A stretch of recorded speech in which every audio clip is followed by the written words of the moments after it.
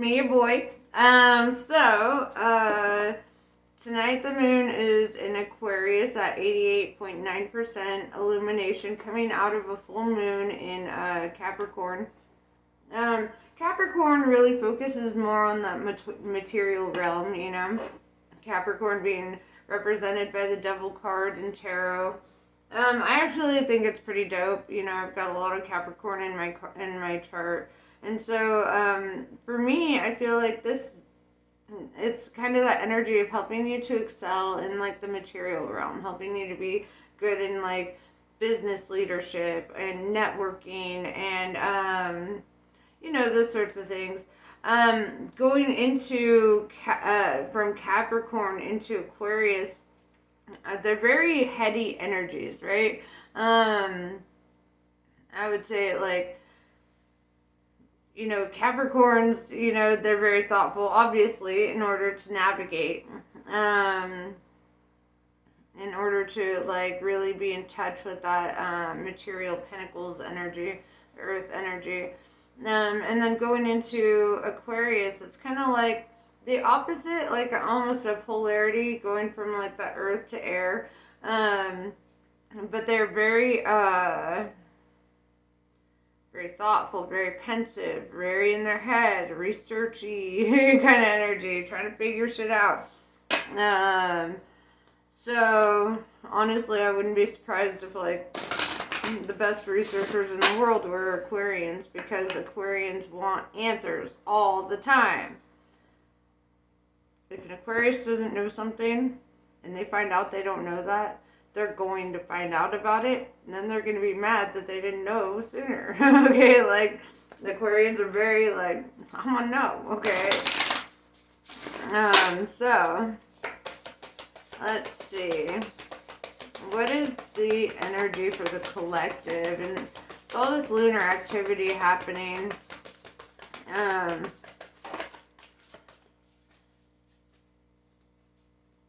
deep. Well, that's very interesting. So I'm gonna say it how I saw it, which is in the opposite way that it's laid out. Merkaba. That's all about movement, long distance travel, and excitement, right? It's like the Chariot card in the tarot. This is all about like, you know, I mean, if you are traveling long distances or just coming back from having traveled, this is also very forward moving energy.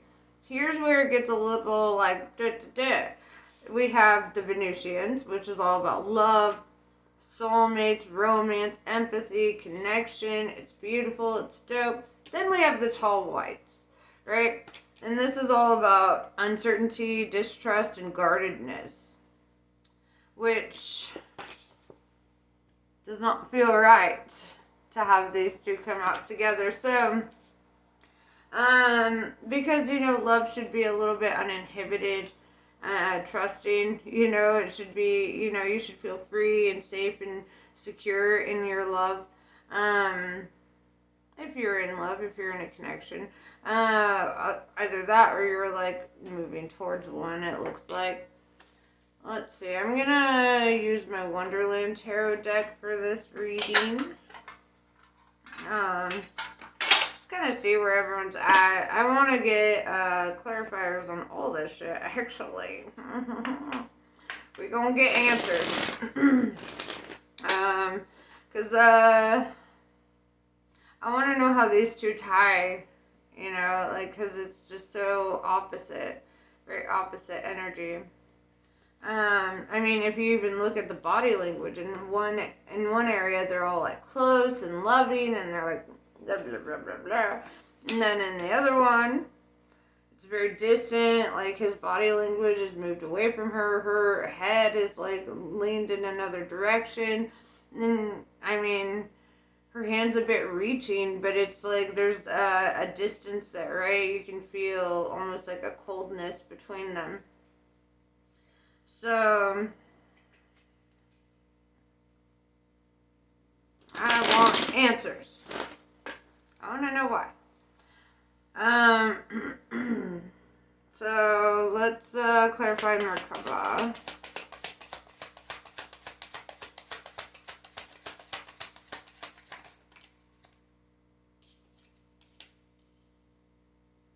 Ooh, very interesting. Then the Venusians.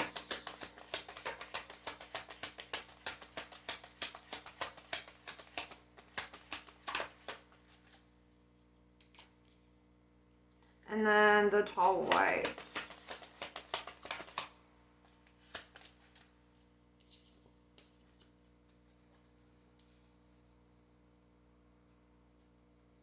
So, like I said with the Merkaba, it's a movement, long distance travel, and excitement, right? Excitement thing, something to look forward to. You can see kind of this, it looks like a wheel, you know, with the star in it. A six-pointed star. Star of David. Right? When I see the Star of David, my Jewish ass is thinking like royalty, right? Like I'm thinking like Israeli royalty. Doesn't necessarily have to mean that. But that's just where my mind goes when I see it, you know. With the Wheel of Fortune, clarifying the Merkaba, it's like whatever movement, whatever direction you're moving in, it's bringing about a lot of good things. The Wheel of Fortune is in the upright.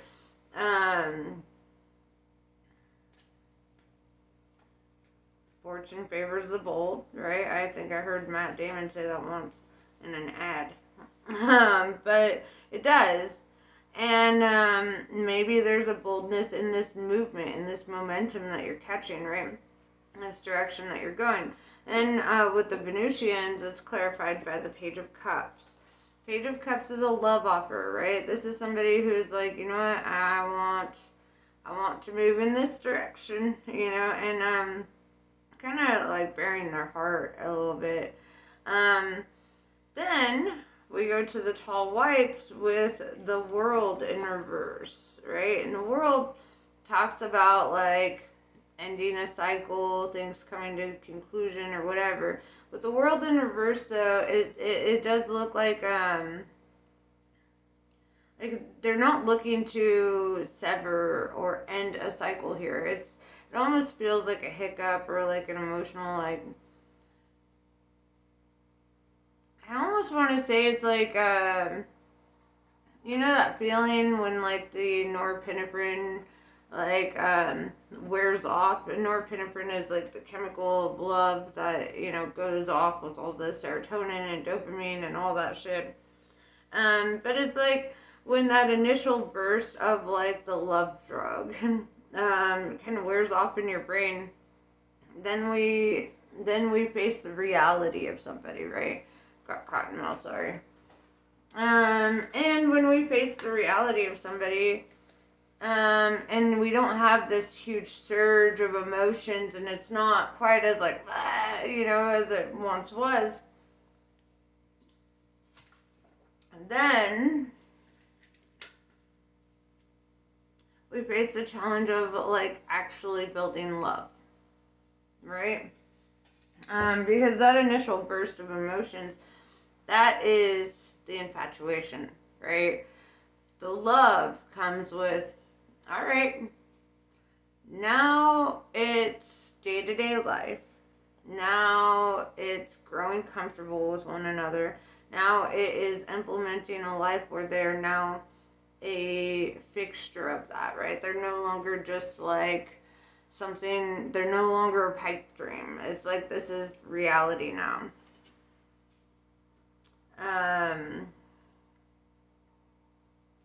So let's talk about it a bit. So what is this uncertainty, distrust, and guardedness? Like, where is this coming from? Perhaps somebody has experienced like somebody being unfaithful, manipulative, lying, cheating, you know, whatever. And so there could be this energy of like wanting to like protect oneself, right? Self-preservation is a big one. because people don't want to get hurt, right? This was clarified by the Two of Swords, right? And the flamingos represent swords crossed over his heart. That's Absalom, the smoking caterpillar. Pardon me. And that crossing of the swords over the heart really represents like guarding the heart, right? Being protective, not really wanting to let somebody past a certain point, not wanting to be super vulnerable, trying to keep your wits about you.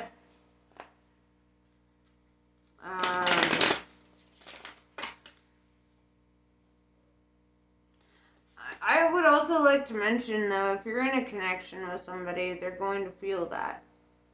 You know, they're going to feel that pullback energetically, because when we connect with somebody on a physical and spiritual level, like, your energy starts, it's like quantum entanglement, right? It starts responding to their energy. It starts feeling what they're feeling, or like, you know, like if that energetic cord is starting to weaken or the energy is shifting, like they're going to feel that on the other end of that. I once read this, or watched, I should say. I once watched this poem by, what's his name? He's really good. It's called If You Choose to Love Someone. And it's talking about, like, you're not always going to feel like this excitement, or it's not always going to be like your brain on drugs, you know? And I think a lot of people get addicted to that initial rush of love. The reality of love, though, the real love, is when you're able to feel these feelings and you pull the swords back. And you're like, actually, I'm going to allow myself to be vulnerable. Maybe I'm going to talk about this. Maybe I'm going to communicate and be like, you know what?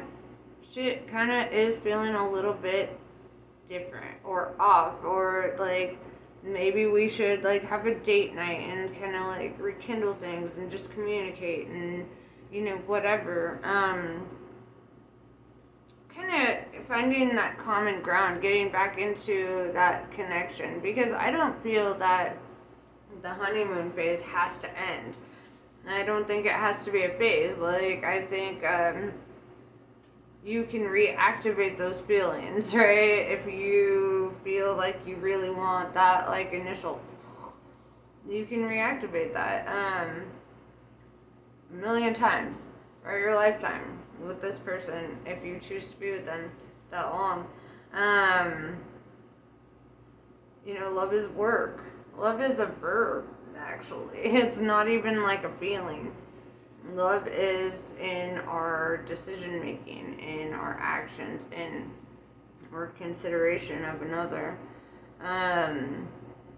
It's, you know, not really what you gain from another person, right? If you're focused on gaining this rush, or you're focused on having exciting getaways, or, you know, sometimes the most loving thing you can do for a person is give them space.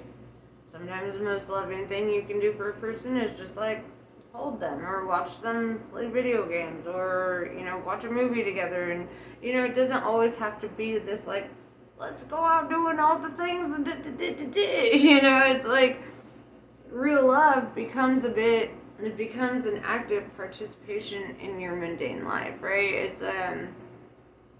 It's the day-to-day stuff. It's the, hey babe, I'm running to the store, do you want me to grab you something? And if they're like, no, but then you happen to pass by their favorite candy bar, like, and you're like, getting my boo thing this, you know, it's like, you know, just gestures, you know, even forehead kisses go a long fucking way, you know, it's like, intimacy. Intimacy is important in our connections, I think. Or no, you know, it's like, if you stop allowing yourself to be intimate with that person, and you start kind of distancing and becoming guarded, and you know, that's where we start to falter, right? Because like movies kind of fuck it up for us, I think.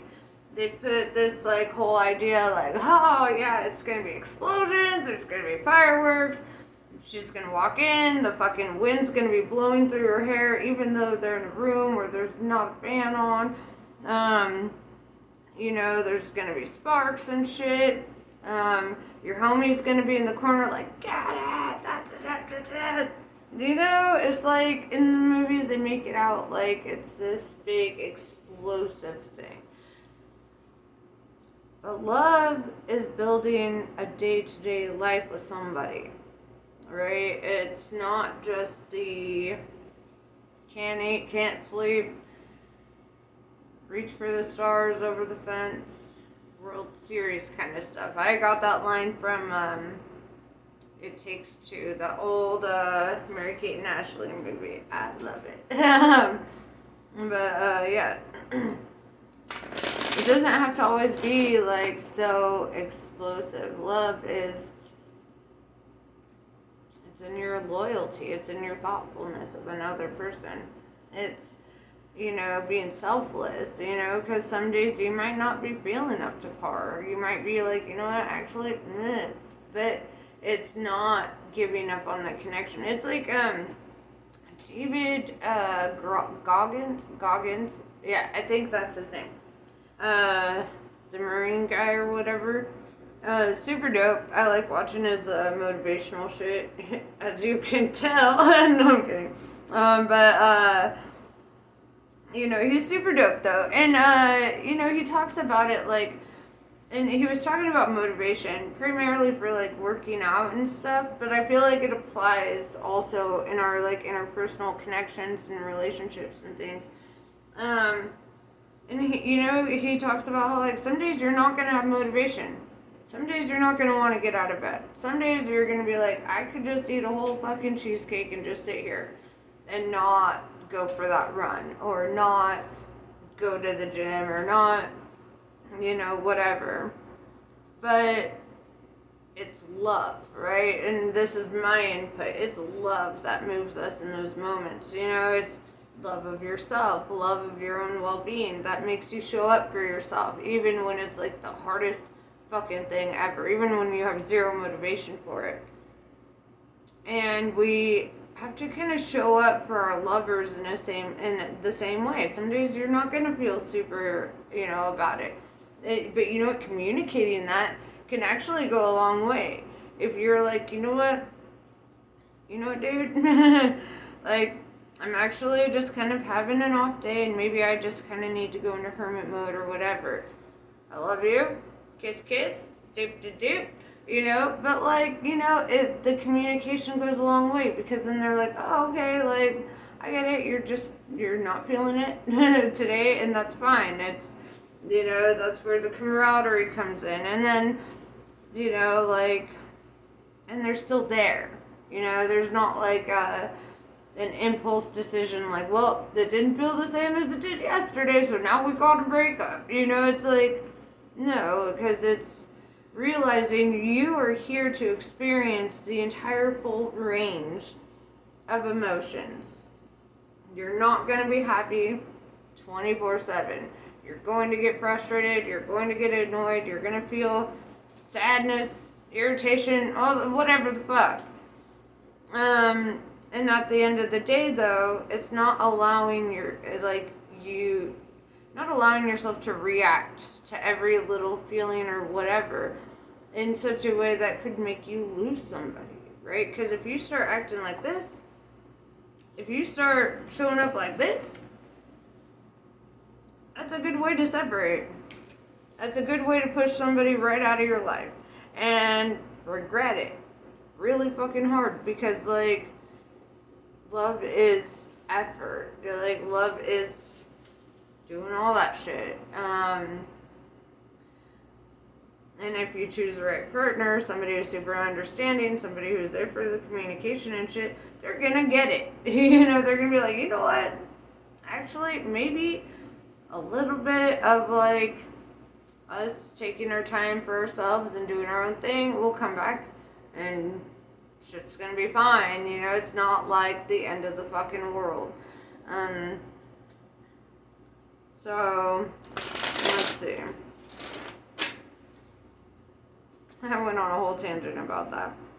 I just hate that we live in a generation where, you know, everyone's kind of being told, like, no, if you feel just slightly like this ain't the right thing because you're having an off day, well then throw it all away. It's like, maybe you were just having an off day. Maybe give it some time.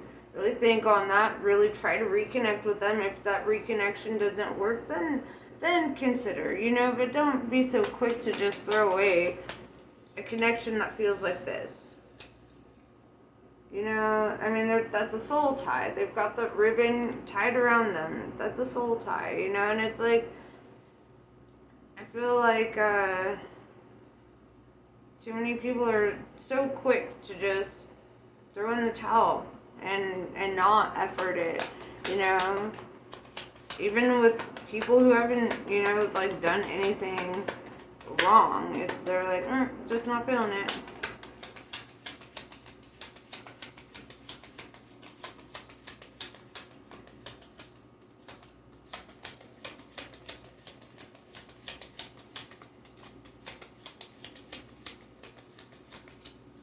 I do see loyalty here. With the Seven of Pentacles in reverse. The reason I'm saying that is because in the upright, if you notice, he's got the one pentacle at his foot. That's his, right? And then all these on this, you know, bush. And he is looking at these pentacles like, alright, like, these are all my options. These are all the things I can attain. This is, you know, and not really paying attention to what he's already attained for himself or what he already has. With this being in reverse, that's a good sign because it's kind of saying like, whether this is you or them or both,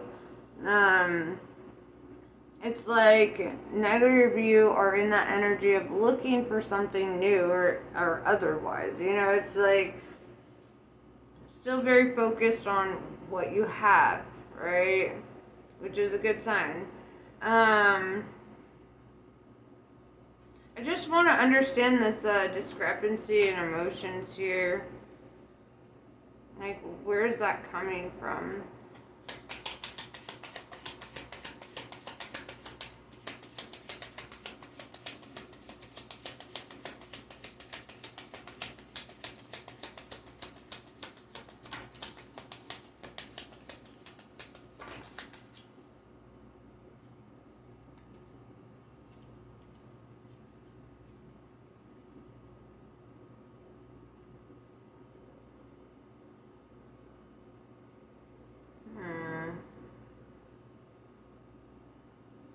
We have the Seven of Swords with the Five of Cups in reverse. With the Five of Cups in reverse, this kind of tells me, like, that it's not lying, cheating, stealing, because that's one of the things that, or that's a few of the things that this card means, right? Another meaning for the Seven of Swords, though, is spying. Lurking. Maybe paying a little bit of, or a lot of bit of attention to, like, social media or whatever. However, with the Five of Cups in reverse, it's like there's not like an emotional disappointment. You know, it's not like anything's lost. It's not a negative thing. You know, it's like it's pretty positive. You don't feel disappointed by this person. So let's clarify these. Seven of Swords.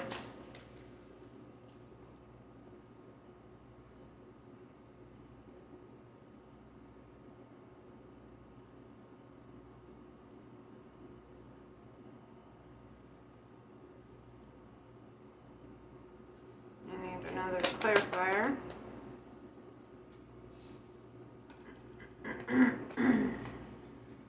Okay, so the Seven of Swords was clarified by the Eight of Wands, the High Priestess in reverse, and the Ace of Pentacles.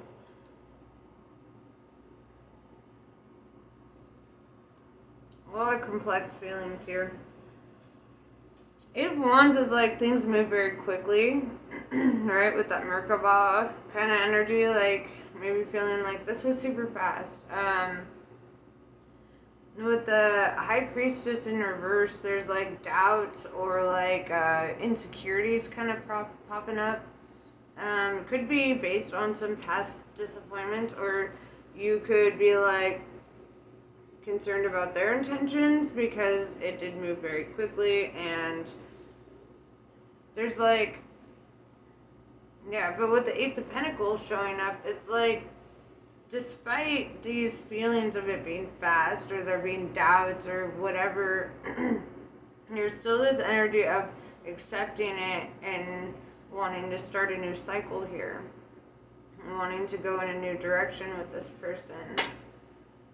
The Seven of Swords could also mean that, like, in the past you've dealt with that, and that's, you know, and you could be, like, comparing and contrasting. One thing I like to tell people is, you shouldn't compare your lover to your toxic exes. You know, compare them to the people who love you, right? Like your friends or family. How how do your friends and family treat you versus how your partner treats you, right? If your partner treats you on par and like prioritizes you and cares about you and shows you and demonstrates that in their love language, be open to receiving that, you know. But I feel that, you know, because everyone's always looking for the worst case scenario. So we're always comparing, like, well, my ex did that, so this person must do that. And you have to understand they're not the same people. You're not living out the same experience.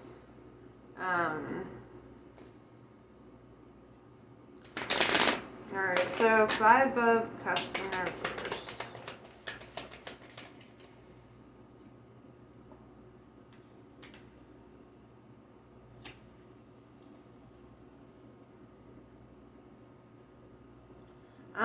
With the Temperance, Sagittarius energy, this is saying, like, you know, be patient. Take your time with things. You don't have to rush, right? If you feel like things have been moving very quickly, like, it's okay to slow it down. It's okay to be like, okay, like, maybe I feel like this is a bit much all at once, you know, so, like, let's tone it back. And with the Four of Swords, this is a card of getting, like, adequate rest and relaxation, still taking care of your self-care, you know, prioritizing your self-love as well, you know. And maybe doing these things, you know, in regards to not reliving the past, you know, because if you notice yourself falling into a cycle similar to a toxic cycle of the past, it's okay to be like, you know what, the direction we're going is kind of freaking me out. So, like, maybe we slow down. Maybe, you know, we take more time for whatever.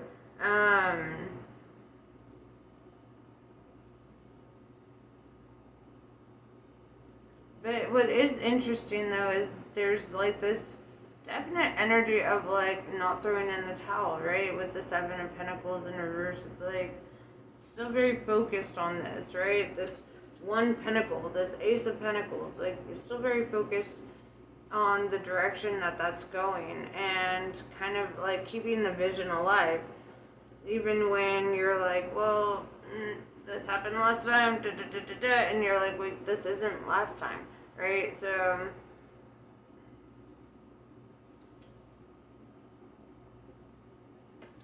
Seven of Swords, is there spine? That's a good question, actually.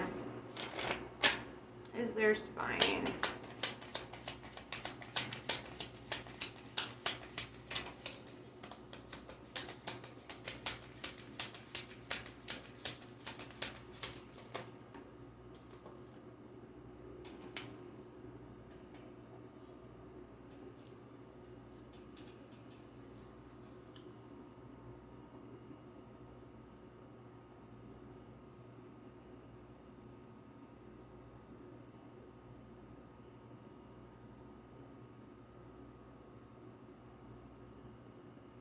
So we have the Hanged Man in reverse. it's almost like, if there is, it's not like anybody's like doing anything out of pocket, I would say. Like, it's not like it's been an obstacle for spine. Like, it's like super easy. With the Six of Swords, Six of Swords is like this kind of like running away, kind of feeling guarded, kind of trying to protect oneself. Going back to that Two of Swords. I want more answers.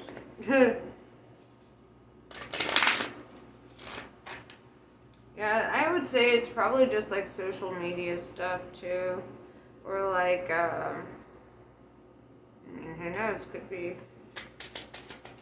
other stuff. But let's see.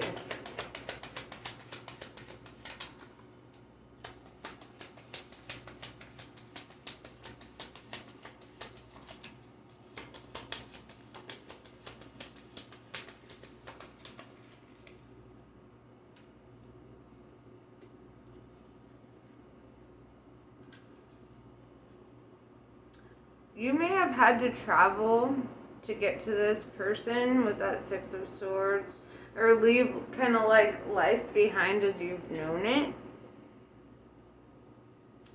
With the Hierophant, Taurus energy showing up. I'm seeing Absalom again, right? The smoking caterpillar. This is learning and growing, observing and leading, right? So it kind of ties back to that kind of spying on somebody energy. And kind of what you're learning from that is kind of popping up too.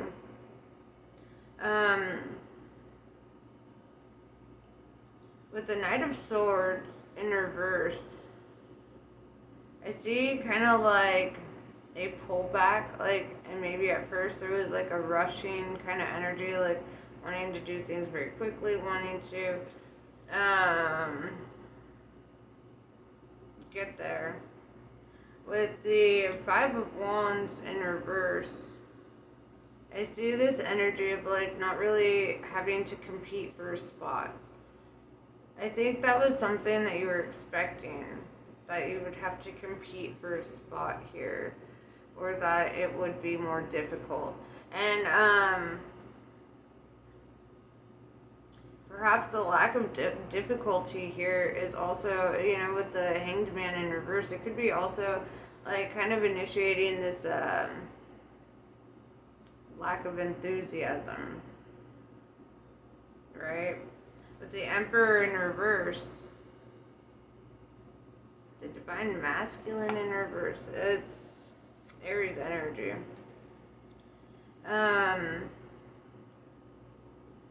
It's kind of like, okay, I've gotten here. I've learned a lot. I've taken up the post. I've decided this is the direction I'm going. Now I don't know how to lead from here, or I don't know which direction to lead it from here. And it's kind of like feeling like a little off balance, like you did not, maybe you're not used to things moving so smoothly. And that's got you kind of like in your head a bit, like, this person actually likes me. It was not like super challenging to, like, I didn't have to force this person to fall in love with me. I didn't have to do all the head games and the gestures and stuff. It just happened. And that can be off-putting to somebody who really likes the hunt, right? Who really likes the chase.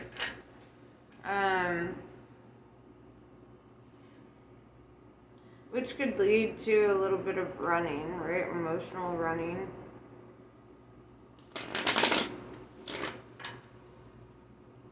What's your advice?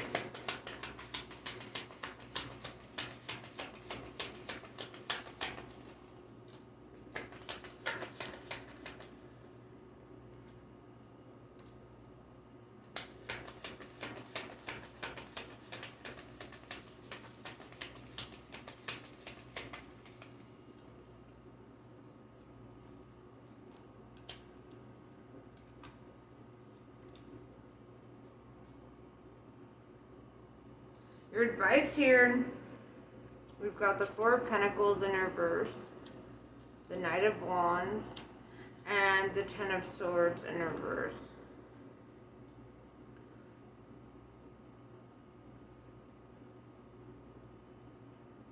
Four of Pentacles in reverse is kind of letting go of things that don't serve you, right? This could also be letting go of a lack mentality, right? Focusing on what you're lacking or what you feel you're lacking. Whether it's monetary or whatever the fuck. With the Four of Pentacles in reverse, I mean, Four of Pentacles in the upright is all about, like, holding on, trying to, you know, save every penny, or trying to, like, holding on to the material a bit too tightly, right? And so, in your advice here, it's kind of like, don't focus on the material aspects, right? If that's a thing, a concern in this connection, it's like, don't focus on the material aspects of your connection. That's not where the connection actually lies. I mean, yeah, you're gonna have to do things in the material world together, but it doesn't have to be like all about that, right? Knight of Wands, also in your advice, is clear, concise, honest communication. If you start feeling off, right, rather than just bringing an end to it and hurting feelings, and, you know, with the Ten of Swords in reverse here, it's like saying, don't stab a motherfucker in the back. Don't leave them feeling defeated, you know. It's like, give them an opportunity to, you know, communicate their viewpoint, or, like, you know, come to a mutual, like, understanding, you know. Alright. Any last messages for the collective before I pull some Kali cards?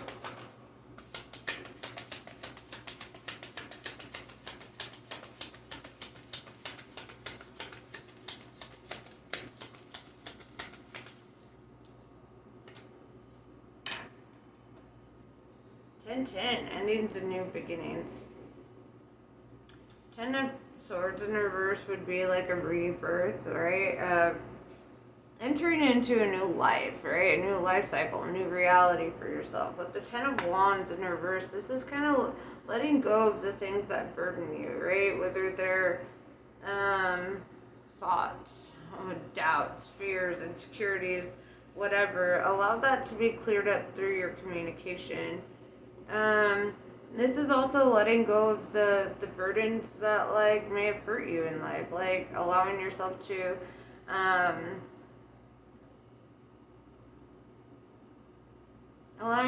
kind of forgive the past, and know that you're just not there anymore, right? You're just not the past anymore.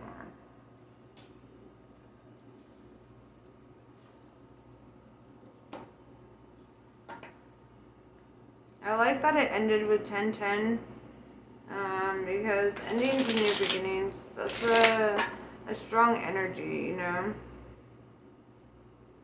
At the end of the day, I feel like it's probably the most important, like, understanding that as you leave a cycle, whether you're leaving being single to be in a connection, or whether you're moving into a new level of connection, right? Like, because there's promotions to this, right? It's like, get into the connection, and then there's inevitable, like, you know, being around each other, and, you know, adapting to a new person in your life. It's a lot, and it's not necessarily the easiest thing to allow yourself to be vulnerable like that.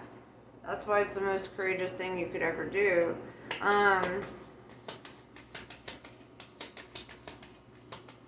It's like when a dog trusts you, and it, like, lays on its back, and it's like, alright, here's my vulnerable side, my whole belly. Like, and I'm trusting you to give me belly rubs and to not stab me, right? That's, you know, that's kind of the idea there.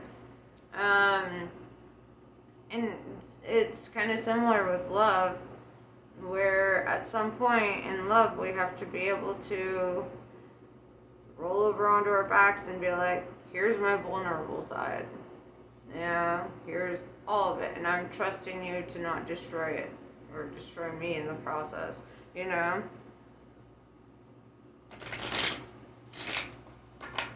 Like giving somebody all the power to destroy you and trusting that they're just not going to do that, you know? Because you have to trust your own judgment about who you choose. That's why it's good to be picky and not settle, right? Choose somebody whose morals and values align with yours.